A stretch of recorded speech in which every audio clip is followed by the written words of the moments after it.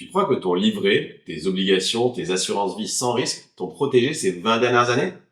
Laisse-moi te poser une question très simple. Si tu avais mis 100 euros dans le fameux bon du trésor à 3 mois, le placement représenté comme absolument sans risque, combien te resterait-il aujourd'hui en pouvoir d'achat? Spoiler alert, ce n'est pas 110, ce n'est pas 120, mais 89 euros. Et pourtant, tu as fait tout ce qu'on t'a dit de faire. Tu as épargné prudemment, tu as fait confiance à l'État, à la banque centrale, à ton conseiller bancaire. Résultat, en 15 ans, tu as perdu plus de 20% de ton pouvoir d'achat. Et tu n'as reçu aucune alerte, aucun mail, aucun bandeau rouge pour te dire « Attention, on est en train de transférer ta richesse vers l'État ». Et le plus ironique, c'est que ce vol a été organisé au nom de ta sécurité. Dans cette vidéo, je vais te montrer 3 choses. 1. Comment l'État et la Banque centrale ont méthodiquement siphonné l'épargne prudente des Français avec les taux zéro, les taux négatifs et l'inflation. En 2. Les 4 seuls actifs qui comptent vraiment pour ton patrimoine. Cash, obligations, or et actions. Et quand les détenir? En 3. Comment construire une stratégie simple pour te protéger et reprendre le contrôle sans devenir trader, sans passer ta vie sur les marchés. Si tu veux arrêter de te faire tondre sans même t'en rendre compte, reste bien jusqu'au bout. Parce qu'une fois que tu auras vu les graphiques et compris la logique des 4 actifs, tu ne pourras plus jamais regarder ton livret A ou ton fonds euro avec de la même façon. Et pendant que tu y es, abonne-toi à la chaîne maintenant. Comme ça, tu ne louperas aucune des prochaines vidéos où on démonte l'épargne sans risque et où on construit une vraie stratégie pour protéger ton argent. Allez, maintenant, on commence vraiment. Aujourd'hui, on va s'appuyer sur une grille ultra simple, inspirée des travaux de Charles Gave et de l'Université de l'épargne, pour répondre à une question centrale. Comment protéger ton épargne quand l'État, la Banque centrale et l'inflation semblent tous liés contre toi? Je vais d'abord t'expliquer le cadre. Les 2 questions qui résument l'état du monde. Les 4 scénarios économiques possibles et les 4 actifs qui doivent structurer ton patrimoine. Ensuite, on va voir en détail pourquoi le cash sans risque t'a en réalité fait perdre une partie de ton capital. En 2, comment les obligations à 10 ans ont électrocuté ceux qui pensaient être prudents. En 3, pourquoi l'or qu'on te présente souvent comme ringard ou inutile devient vital dès que l'État dérape.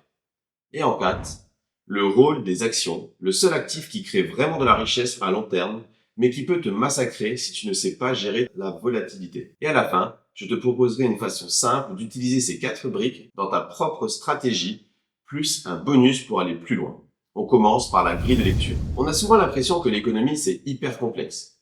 Des milliers de chiffres, des experts partout, des courbes qui partent dans tous les sens. En réalité, pour ton patrimoine, tu n'as besoin que de 2 questions. La première, l'économie en volume, est-ce qu'elle est en train de croître ou de décroître? En gros, est-ce qu'on produit de plus en plus de biens et de services? Est-ce qu'on est en récession? Les entreprises coupent, licencient, ferment? Et la deuxième question, ce sont les prix. Est-ce qu'ils montent ou est-ce qu'ils baissent? Est-ce qu'on est en inflation? Les prix augmentent, la monnaie perd de sa valeur? Ou au contraire, en déflation? Les prix baissent. Ensuite, tu croises ces 2 questions et tu obtiens une sorte de carte avec 4 cases. Sur l'axe horizontal, activité économique. Récession, croissance. Sur l'axe vertical, inflation, déflation en bas, inflation en haut. Les 4 scénarios sont le 1, le boom déflationniste. L'économie tourne bien, les volumes augmentent, mais les prix baissent. Le deuxième, le boom inflationniste. L'économie croît, mais les prix augmentent aussi.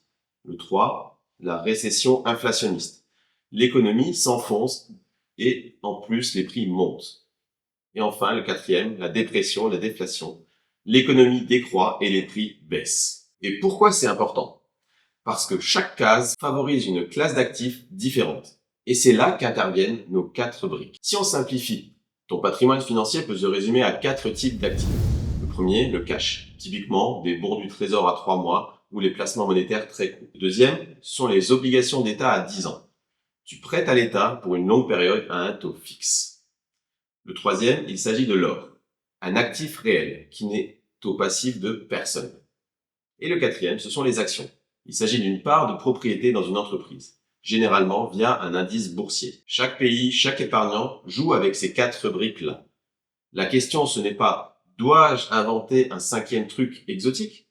La question, c'est « comment je répartis mon épargne entre ces 4 actifs en fonction du monde dans lequel on se trouve. Mais avant de parler de stratégie, on va regarder la réalité de ce qui s'est passé sur ces 20 à 30 dernières années. Et là, tu vas voir que le sans risque a été le plus dangereux. Juridiquement, acheter les bons du Trésor à 3 mois, c'est simple. Tu prêtes ton argent à l'État pour 3 mois. En échange, il te promet de te rendre le capital avec un petit intérêt. Sur le papier, pour un Français, c'est le placement le plus sûr du monde. L'État ne fait pas faillite, la durée est très courte, et il existe même des ETF qui reproduisent ce type de placement. Sauf que on ne vit pas sur le papier. Quand tu regardes le graphique de la performance nominale depuis l'an 2000, tu vois une courbe qui monte gentiment. Tu te dis, ok, ce n'est pas fou, mais au moins ça grimpe. Le problème, c'est que cette courbe ne tient pas compte de l'inflation. Et c'est là que le piège se referme. Entre 2014 et 2022, les taux sur les bons du Trésor à 3 mois ont été négatifs. Ça veut dire quoi concrètement? Ça veut dire que tu payais l'État pour lui prêter ton argent. Et que lui, de son côté, pouvait financer ses déficits avec ton épargne. D'un point de vue économique, les taux négatifs, c'est une aberration. Le taux d'intérêt est censé rémunérer le risque du futur.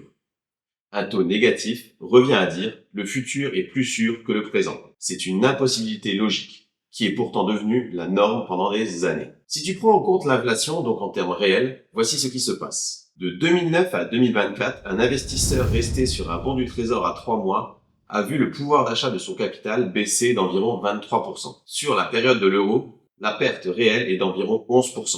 Oui, tu as bien entendu.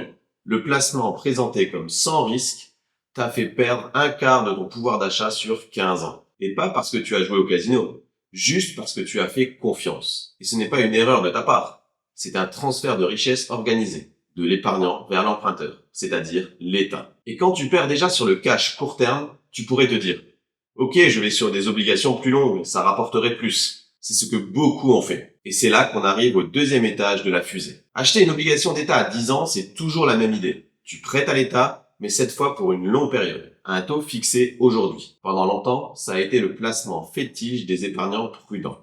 Et effectivement, si tu regardes la performance nominale d'un portefeuille d'obligations françaises à 10 ans, de 2000 à 2022, tu passes d'une base 100 à plus de 225. Tu as l'impression d'avoir fait un coup de maître, plus 125% sur 20 ans, tranquille. Sauf qu'en 2022, les taux se mettent à remonter brutalement. Et rappelle-toi cette règle simple. Quand les taux montent, les obligations baissent. Résultat, en seulement 18 mois, le portefeuille se prend une claque d'environ 25%. Et en termes réels, c'est encore pire. Depuis 2022, le pouvoir d'achat du portefeuille obligataire a reculé d'environ 35%. Un désastre pour ceux qui arrivaient à la retraite avec leur assurance vie blindée d'obligations sûres. Pourquoi? Parce que l'ennemi mortel de l'obligataire, c'est l'inflation. Quand l'État dépense plus qu'il ne gagne, finance ses déficits en faisant tourner la planche à billets et maintient les taux d'intérêt artificiellement bas, il est en train de subventionner ses dépenses avec ton épargne. Et on a une très belle formule de Jacques Rueff. L'inflation, c'est subventionner des dépenses qui ne rapportent rien avec de l'argent qui n'existe pas. Depuis 40 ans, c'est exactement ce que font la plupart des États occidentaux. Et quand une banque centrale t'impose des taux réels négatifs sur le cash et sur les obligations, il te reste quoi? Il te reste la fuite. Et cette fuite, historiquement, passe par l'or. L'or, juridiquement, c'est un actif très particulier. Ton billet de banque, c'est la dette de la banque centrale. Ton obligation, c'est la dette de l'État. Ton dépôt bancaire, c'est la dette de ta banque. Tout ça, ce sont des créances. Tu n'as pas de valeur en soi. Tu as une promesse de quelqu'un d'autre. L'or, lui, n'est au passif de personne. Le kilo d'or enterré sous ton pommier est à toi. Point. Tout le système du crédit repose sur une chose, la confiance. Le mot crédit vient du latin credo, je crois. On croit que la monnaie aura encore de la valeur demain. On croit que l'État remboursera. On croit que la banque ne fera jamais faillite. Quand cette croyance disparaît, toutes les créances deviennent suspectes. Et il ne reste que ce qui a une valeur intrinsèque, acceptée partout, en l'occurrence ici l'or. L'or est donc la réserve de valeur ultime, celle qui reste quand les États disparaissent, quand les monnaies sont détruites, quand les régimes changent. Dans un pays où la monnaie est bien gérée, typiquement par une banque centrale indépendante, sérieuse, l'or est presque superflu. Mais quand ta banque centrale devient un bras armé de la politique, qu'elle se met à piloter les taux pour financer les déficits, qu'elle tolère, voire organise une inflation qui dépasse les taux servis aux épargnants, alors l'or n'est plus un gadget de survivaliste. C'est juste une assurance contre la folie monétaire. Et là, la question devient très simple. Pourquoi détenir un titre de dette si tu sais au fond que l'État sera incapable de te rembourser en monnaie de même valeur? Dans ce cas, il vaut mieux détenir l'actif ultime que la promesse, non? Mais attention, l'or ne crée pas de valeur en soi. C'est une réserve, pas un moteur de croissance pour ton patrimoine. Pour faire fructifier ton capital à long terme, tu as besoin d'un autre type d'actif, les actions. Quand tu achètes une action, tu changes de monde juridique. Tu n'es plus créancier, tu es propriétaire. Tu possèdes une fraction d'entreprise productive qui vend, investit, innove. Tu marches sur un fil. Ton potentiel de gain est théoriquement illimité. Ton risque de perte est réel. Et là, il faut être très lucide. Ton niveau de risque augmente de façon énorme. Mais c'est le seul actif qui te permet de profiter de la création de valeur du système capitaliste. Quand on regarde les grandes places boursières sur les 30, 40, 50 dernières années, en termes réels, et avec dividendes réinvestis, on voit une chose très nette. La Bourse de Paris, par exemple, a offert un rendement moyen de l'ordre de 5 à 7% par an en réel sur le long terme, lorsque tu réinvestis les dividendes. Et plus de la moitié de cette performance vient justement du réinvestissement des dividendes. Dans un graphique sur la France, l'indice sans dividendes fait une trajectoire molle, presque décevante. L'indice avec dividendes réinvestis explose vers le haut à long terme. En clair, la bourse n'est pas un tableau de cours, c'est un mécanisme de capitalisation de profit plus les dividendes. En théorie, tu pourrais te dire, ok, j'ai compris, je mets tout en action et c'est réglé. Sauf que la vraie vie, ce n'est pas un fichier Excel. Si tu regardes la performance des actions françaises depuis les années 70, toujours en termes réels, tu vois trois choses. De 1970 à 1984, rien. 15 ans à plat. De 84 à 2000, ton capital est multiplié par 10. De 2000 à 2015, encore une longue phase à plat. Et depuis 2015, environ plus 87%. Et derrière ces phases, il y a des variations annuelles violentes. Des années à moins 25% sur 12 mois. Des cracks, des crises, des bulles. Conclusion très simple, la bourse n'est pas faite pour les cardiaques ni pour les impatients. Car en effet, tu peux très bien ne rien gagner pendant 15 ans. Te prendre deux énormes gamelles en chemin. Et finir par t'en sortir très bien. Parce que tu as tenu. Mais soyons honnêtes. La plupart des gens n'y arrivent pas.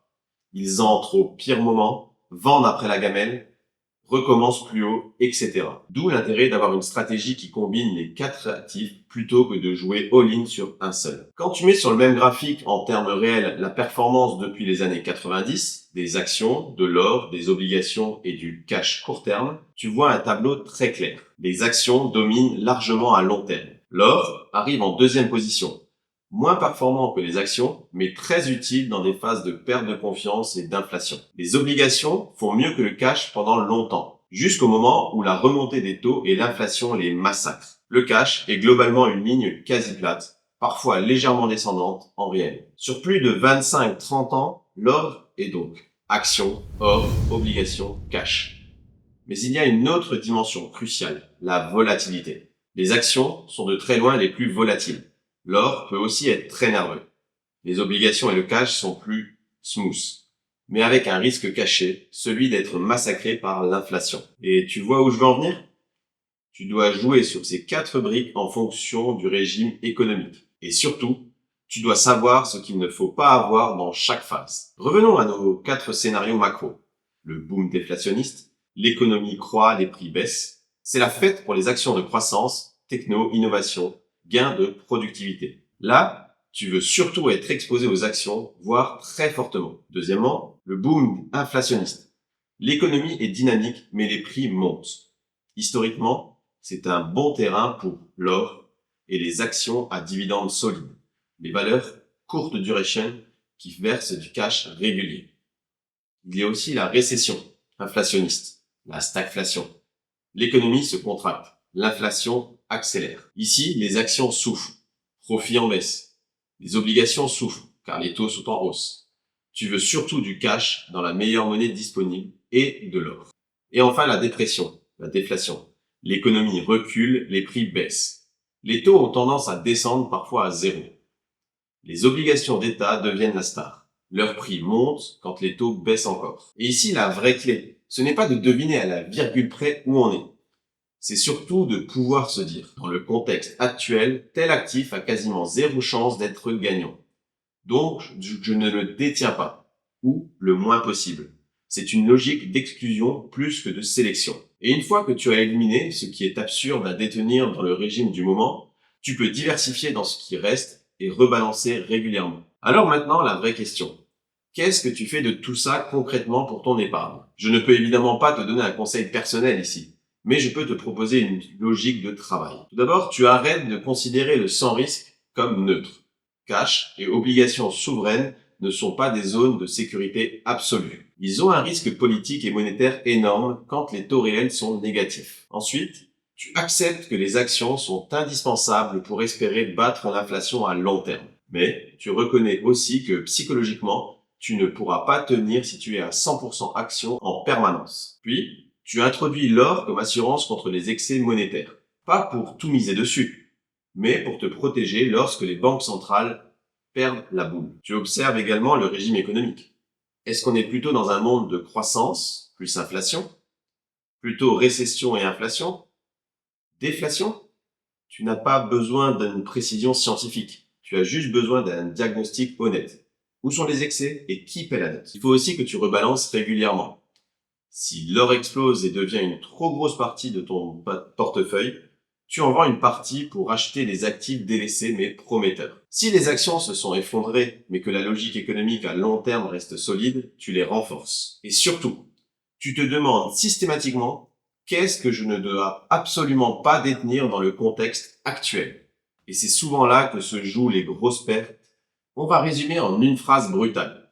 Depuis 20 ans, l'épargnant français prudent, celui qui fait tout bien comme il faut, a été la contrepartie idéale pour l'État et pour le système financier.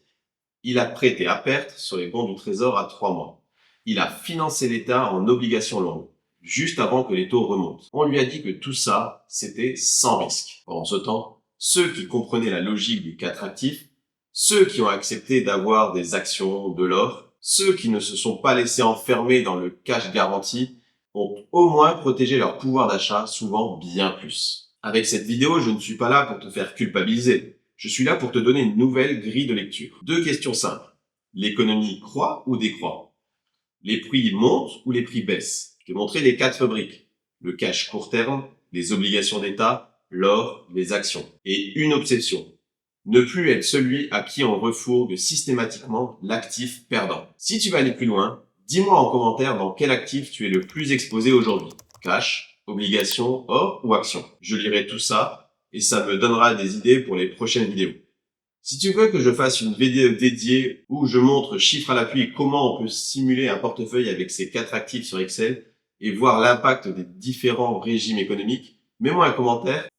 Et évidemment, si tu veux continuer à progresser, à comprendre ce qui se cache derrière les beaux discours sur l'épargne protégée, abonne-toi à la chaîne et active la cloche. Ici, on ne promet pas de t'enrichir en une semaine. On essaie juste de te donner les outils pour que plus personne ne t'explique que perdre 20 à 30% de pouvoir d'achat en 15 ans, c'était sans risque. On se retrouve très vite pour la suite. Allez, ciao!